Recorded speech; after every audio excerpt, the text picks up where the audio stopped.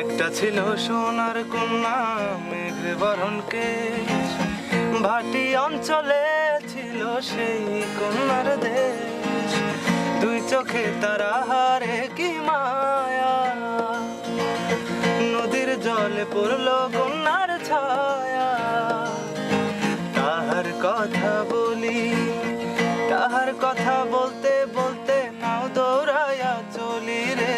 তাহার কথা একটা ছিল সোনার কন্যা মেঘে বরণ কেশ, ভাটি অঞ্চলে ছিল সেই কন্যার দেশ।